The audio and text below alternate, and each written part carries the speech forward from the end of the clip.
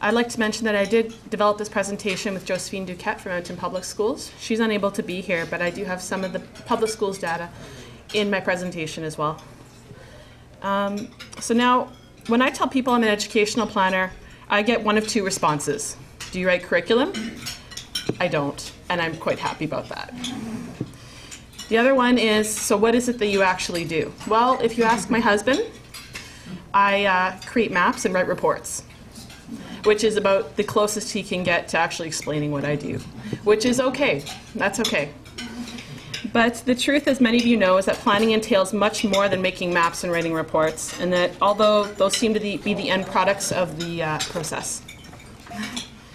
So the topics I'll be covering today will be the status of educational planning within the professional planning and the public realm, so the similarities and differences between school district planning and regional municipal planning, the opportunities and challenges in school district planning, some of the trends and influences, and then I'll conclude with a summary and a few projects that I'd like to take on from here. So school district planning is becoming a necessary and recognized field. Only recently in Alberta has school district planning become recognized as the field within professional planning. School planning in the past has been very reactive. I'd like to characterize that now that we have professional planning integrated into school districts, it's becoming much more proactive, or at least that's where we're trying to get to. And the general public becomes more involved and more informed with school consolidation, school closure, the quality of school district planning undertaken by the board. We're constantly questioned more and more frequently on the quality of our planning and how do we get to these decisions.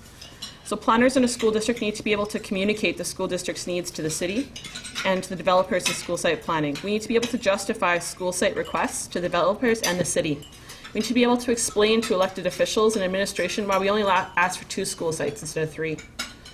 We need to be able to communicate to the administration and the public why certain sites were chosen in a specific order and why they were funded in that order. We need, and the list goes on. For our board, there's also the communication regarding the Catholic identity. There's the Catholic identity for our board in why we make some of the decisions the way we do. So not only do we need to keep these varied interests in mind, we need to be able to liaise between these varied interests as well. So, like a municipality or region, a school district has to manage assets. There are 294 operating schools between the public and Catholic school districts and 28 closed schools. Actually, this includes the Francophone board as well, these stats. We also need to plan for future growth. School boards have to project enrollment, submit capital plans, which actually are requests to the province. We don't actually necessarily get them all funded. Actually, we usually don't. We need to enact infill strategies. I'm not talking about infill housing here, but what do we do with our older buildings that are meeting our life cycle? Do we reinvest in them, try to give them new life, modernize them? Do we divest from them? Do we sell them off? Do we give them to another buyer? Or do we transform them? Some of our school districts don't house students anymore. They house administration or student services. So what can we do? We also look at what we can do to bring more students into these schools. Do we change programming? Do we change transportation? Do we consolidate schools? For example, Grandin in downtown Edmonton does not have a regular program anymore. There's not enough students in that area to sustain that school. However, we do have French immersion programming and Spanish bilingual programming and early learning programming for kids below kindergarten. And that's our way of keeping that mature and historic school still open. We did just undertake a big program with consolidating St. Kevin, St. James, and St. Brendan schools. So starting in 2016, Otwell will see the first new school it's seen in about 30 years. And that's to give some more life to that community and to right-size those student spaces in that area. We also provide services. Aside from educational services, many community services are housed in our schools. While we don't administer these programs, we do try to find space for them. And we usually can in the core of the mature areas of the city in providing space for these types of services and buildings who seem to be more as community hubs than ever before. But this increases the expectations of community access and community input, which creates another dimension when we're trying to plan for these spaces. So the similarities with municipal, the Catholic public and Francophone school boards are publicly funded. This funding implies that the boards, like municipalities, are accountable to the public.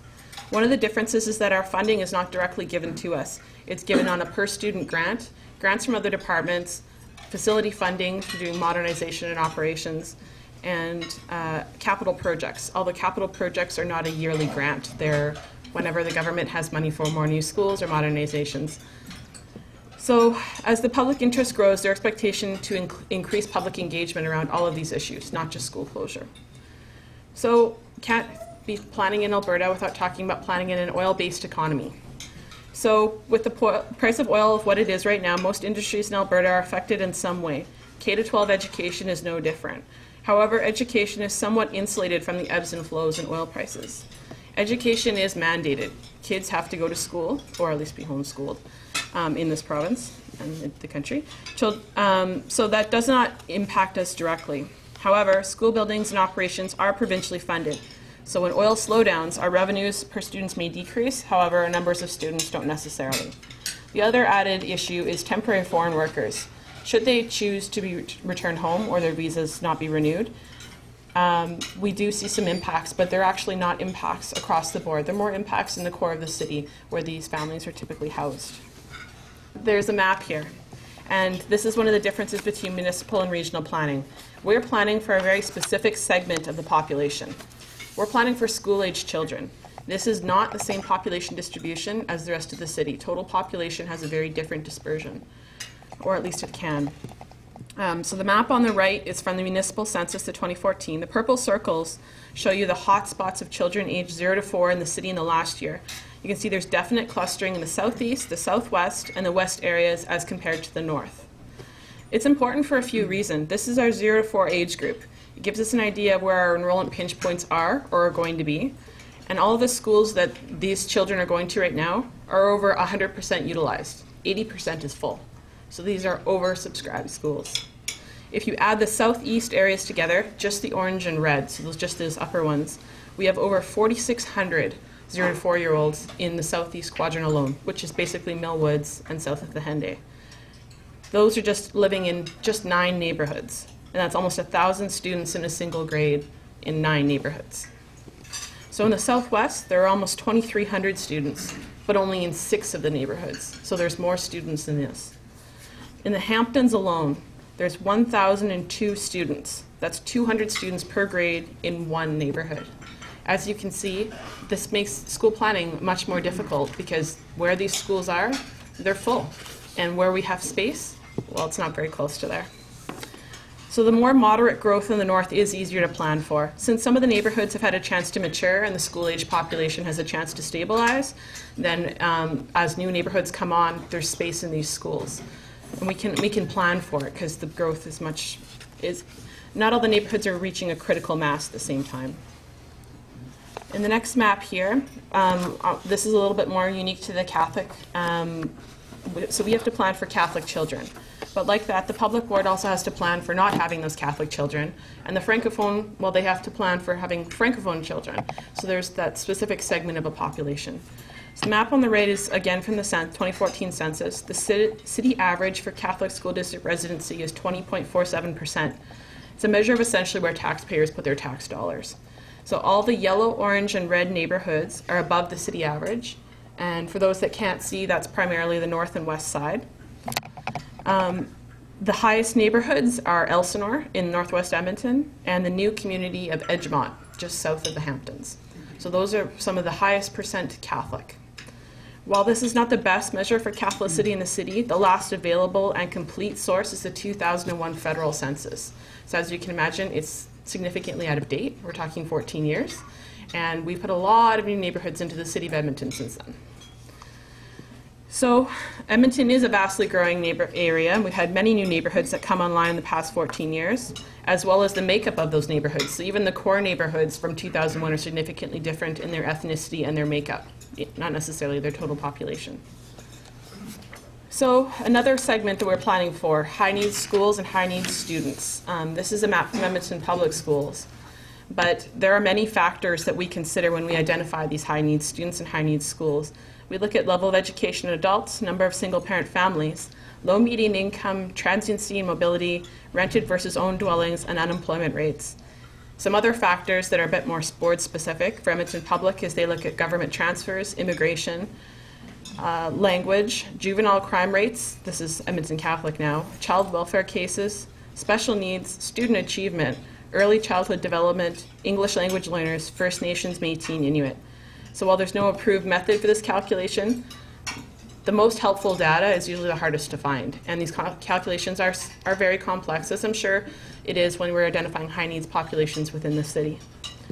So identifying these high needs areas really does help us to program and for needs and gaps. With programming such as year-round schooling, there's a benefit to these high needs populations, so it's important to identify them.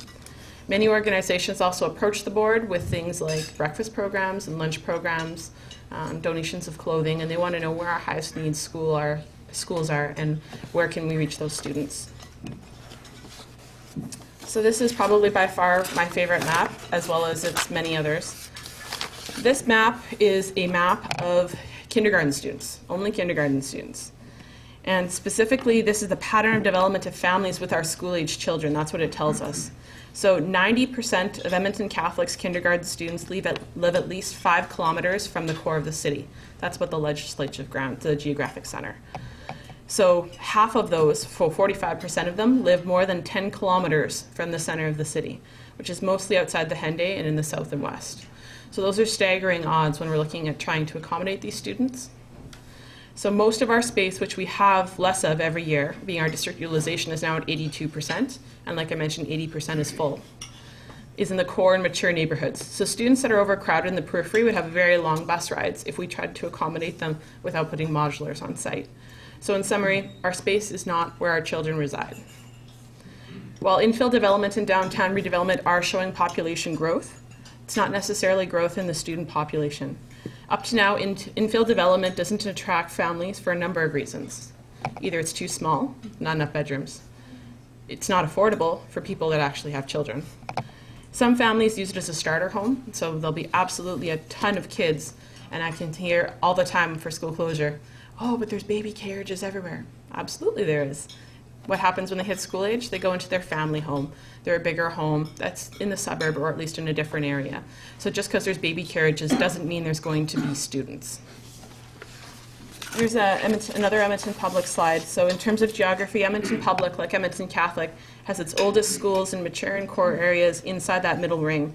So there's more flexibility in these areas in terms of extra space, but fewer children live here, and the facilities are some of the oldest and in greatest need of reinvestment. The shaded darker ring contains middle-aged schools, so there's a fairly good mix of mature areas. But in the middle and outer rings, there's been 46 new neighborhoods generating students since 2005. That's a significant number of neighborhoods. So 1 in 5 in Edmonton Public, or 19% of all of their students, live in a newly developing neighborhood.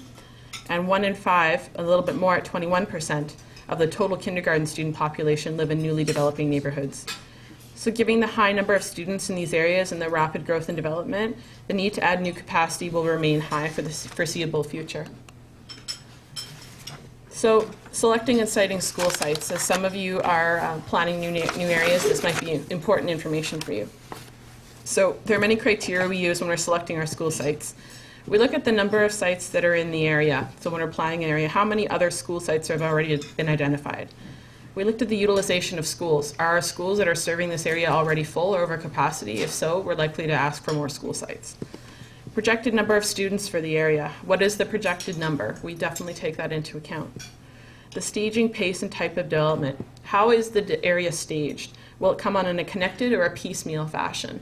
It's much harder to plan for a piecemeal fashion, and I'll cite the example of Chappelle. That's every school district's worst nightmare right now in terms of transportation. We can't get a school in there fast enough, and the transportation ride times are long, no matter how we look at it. So when the pace of development is fast, though, and they're all coming on at the same time, they're all reaching critical mass at the same time, our schools are getting full before they can stabilize out, and so we're just compounding the problem. So even if we plan for our worst case scenario and actually build for the number of students that we're getting out of these new neighborhoods, then in 15 to 20 years we're going to have schools that are far too large and we're going to have to right size or close them.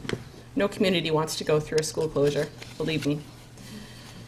And there's also the difference between the type of development. So when we talk low density, there's a significant difference between things like estate homes and duplex homes. So if they're estate homes, there'll be less children, as many of these homes are not affordable for families, or the children are far more spread out. If they're duplex homes, as I mentioned before, they're very nice starter homes, and they're not necessarily family homes. So these children may stay there, but they may not as well. So as you can see in the scenarios, a happy medium would be moderately priced and single-family homes everywhere, but of course, there's other planning issues with only putting one type of housing in a neighborhood. So we'd also like to have school sites that are accessible and central. School sites need to be accessible. 2 collector frontages to help mitigate traffic issues. It won't solve traffic issues, but it'd be worse without this accessibility. Centrality. It's so important to put school sites in the center of the neighborhood for a couple of reasons. Schools are community hubs, but then more students can walk to school. This will also help mitigate our transportation issues. Many times between the ASP, the Area Structure Plan, the NSP, and then actual subdivision and zoning, there are changes in the housing and type of development. And even the type of zoning can impact the number of students that are generated within an area. Even the distinction between rental and condo development is big, and that's something that we don't actually see until after the ASP and after we designate how many schools are needed in the area. So if there's one key thing I can get through to everyone in this room today is most schools serve more than one neighborhood. We don't plan for neighborhoods, we plan for areas. We also plan in staging, so we don't get funded all the time. So we will say, okay, so this is our next school. It's got to serve this really large area until we can get the next school, and it'll serve smaller areas. So we need to plan in staging as well. So still on selecting and citing school sites. Here's a good example. And for those that can't see, this is a site map of Terwillegar Town. Anyone who lives in the area knows how bad the traffic is.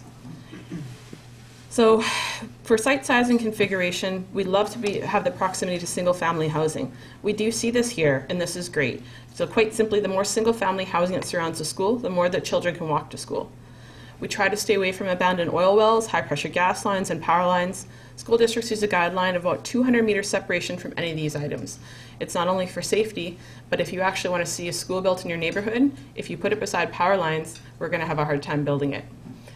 Parents don't want to be near power lines. We have experience in this. The amount of collector road frontage. So this is an example of what not to do. So Monsignor William Irwin, which is on the northwest part of the site, has basically a residential road in front of it. The road's not wide enough. And on the bottom, Esther Starkman, they've got frontage, but it's still only one frontage, and both the frontages intersect together. So while we don't mind co-locating, this is a traffic nightmare. This year, between the 2 schools, there was over 1,600 students on this site. There is some busing, but primarily Terwillegar Town, Terwillegar South are very densely populated, so these students can walk to school, or more likely they're parent-driven. So if you can imagine 1,600 cars trying to approach this site at 8 o'clock in the morning, it's a little congested. There is a bit of history of this site. When we originally had planned for this site, Edmonton Public was on the north and Edmonton Catholic was on the south. And when it came to, Edmonton Public was the bigger site, so we decided, okay, we'll swap with you, that's not a problem, we're building a smaller site.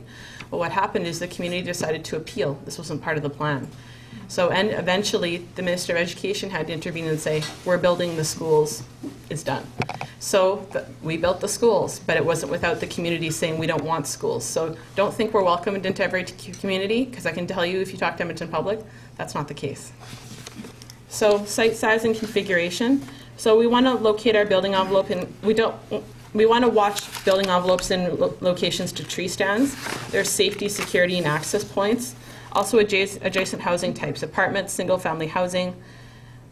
We would also look at the neighborhood itself and the ability to utilize active modes of transportation, so walkway connectivity, road design, and the proximity of housing. This all goes to creating a walkable neighborhood, which creates less traffic on the site. And one last thing, it's not really related to much of what I've been saying, but soil conditions are very important. Very often we end up going to build these schools and we find out that the soil conditions are the worst part of the neighborhood. It results in very costly school construction with heavy piles and or floating slabs. Okay, school districts are involved in the circulation process for new neighborhoods and are quite often involved in the planning process. So most school districts have been granted sites that have been turned back to the city for other municipal uses. So many are saying, oh, well, you're taking too many school sites in these new areas. Well, much of the reason for this is that school sites were planned and used in much different times. Some of these neighborhoods, when the growth wasn't nearly as fast, were planned up to 30 years prior to us actually building on them. So at the time that we planned for them, they made sense. And then now we're building bigger sites, we're building bigger schools, we have other schools in the area. The landscape is much different. So let's talk about some of the opportunities. So I'm sure you've all heard the recent flood of provincial announcements. So right now, between Edmonton Catholic and Edmonton Public, we have 2 replacement schools, 2 senior high expansions, a NAIT Collegiate Center, and 19 new schools that are slated to open in the next 2 to 3 years. So this is an opportunity to serve these communities and to build these community hubs. It's an opportunity to promote that active transportation and to look at programming options and decide where to build next. So a big portion of my work is the joint use agreement. In the joint use agreement, this is what actually, they shape the way we plan. So the joint use agreements, it's one of the times where I get an opportunity to build those relationships with other school districts in the city in relation to facility use and school site and school buildings. The joint use agreements are leading edge, and we've had many requests to visit other jurisdictions to present our model. The joint use agreement facilities provides a framework that allows city members to access school facilities. And in this agreement, students access facilities during the day, and the community members access our facilities at night. But the joint use agreement land, they really provide some mechanisms by which the school boards acquire land and the details and maintenance regarding the school sites that guide development on school sites. So here's where we talk about the life cycle of a school. So in the beginning, school districts are consulted. So in a perfect world, I'll preface it by saying that the city receives funding for park development, and the fields and sports standards are put in, which is school site assembly. The school districts then prioritize these sites and put them into a capital plan. This is a request to the province for capital funding, though. Once the funding is secured for a site, school assembly begins, and then the school building operates as an active school for as long as it's required to meet the educational needs of the students. Once a school is deemed not to be viable, so there's many factors that we consider for that, and a school closure and the process results in a school closure, the board may decide to declare the building surplus to its needs, although they may retain it for other needs. But if the board declares a building surplus, the building must first be offered to the other school boards, and if they pass, then the City of Edmonton has priority to purchase. If they pass, then we can then put it on to a private buyer. But as I said, this is in a perfect world. In recent years, with the increased pace of development, there have been sites where park development occurs concurrently with the school, or some portions of the park are developed after the school. So some more graphs that I wish you could all see, but some of the trends that are impacting us is district enrollments. Well, you know how fast the city's growing. Edmonton Public's total enrollment grew by almost 9,800 students in the last 4 years, which is over 3,000 students in each of the last 2 years alone. Edmonton Catholic's enrollment has grown by 4,325 students in the last year, but over 1,500 students in each of the last 2 years alone. At least for Edmonton Public, I can say this is unprecedented growth. And this graph shows the years the schools were constructed or are currently active. So there was a period where there were new schools every year between 1950 and 1970, and then there were periods where there were few or no schools built, which is about 94 to 2003. The greatest number of schools was built in the 50s, with 78 school boards built in the 9-year period from 50 to 59, followed by the 70s with 60 schools built, and then 52 in 1960. So together in 30 years, there were 190 schools built in Edmonton. So that's about 6 to 7 schools every year for 30 years. So this slide goes to show that even though we prepare capital plans every year, funding is not stable, and therefore it makes planning school decisions very difficult when funding is outside of our control. So this slide also goes to show that while we need to build more schools, we have to balance our priorities with our existing infrastructure. Currently, both boards combined have more than 130 schools that are more than 50 years old. That's the typical building life cycle. So some more trends: the desire for decisions to be transparent. Everyone's dealing with public engagement. School districts are no different. Community hubs. So there's an initiative called Elevate. This is the trend of increasing community control as what is seen to be community assets. It impacts school design, school location, and the disposition of sites. There's also partnership opportunities. The province has been encouraging partnership opportunities in the building of new facilities. This will impact the design and size of the site if partner organizations, for example churches, would be co-located as opposed to using existing space within the school building. There's also impacts in school district planning. So there's a new Education Act coming in. Currently, students can only attend K-12 schools until they're 19. This new Education Act could raise this age to 22. This could change the whole culture around upgrading, high school completion programs, and distance learning. So there's a possible change also in the disposition of property regulations and the changing landscape regarding charter schools. Charter schools may be able to own more schools, so you may see more boards in the future. The MGA review is on, and I'm sure you all know about that. But if the 10% municipal reserve dedication is reduced, school districts are going to have a problem. Right now, we have not enough land in some of these new areas, especially with big building footprints, even if we are co-locating. So there are some topics in educational planning that deserve further research or an update to past research. So there's student generation in new areas. We don't really have a good handle on how many students come out of these new areas. When we're planning them, we go basically on the gross developable hectare. With the types of planning, the types of housing, it's not a good measure. We need to do some further research on it and get some better planning there. There's advocacy efforts on behalf of school planners to educate provincial, municipal, and private entities on the requirements for each of these bodies. We're aiming to narrow the distance in these requirements. So the biggest thing is that the province thinks one thing, the city thinks one thing, the developers think one thing, and they're not in the center. The school districts are trying to put them together and go, okay, well, we need this many school sites, but we need them this big, and we have lots of requirements as well. So by advocacy and education of these, we hope to marry them into the middle. There's also the impact of Edmonton's planned downtown developments and infill developments in general. So the big thing here is the types of infill that attract families. There's a number of residential developments planned for Edmonton's downtown core, so this is going to impact enrollment. But since development in the downtown core has been slow to non-existent in the past, there needs to be some further research on the impacts this might have on school districts. We don't really have a history that we can base this on. For infill in general, there hasn't been a large number of students generated from infill, but this research could be twofold. So more accurate projection of infill development, as well as what types of infill would work well for families, providing maybe childcare services, or providing, I'm not really sure how you would be able to mandate it, but cost-effective solutions for families that are limited to families. I know that sounds tricky, but that's one of the things that would probably work. You know, I'd be more than happy to answer questions, and I do thank you for your attention.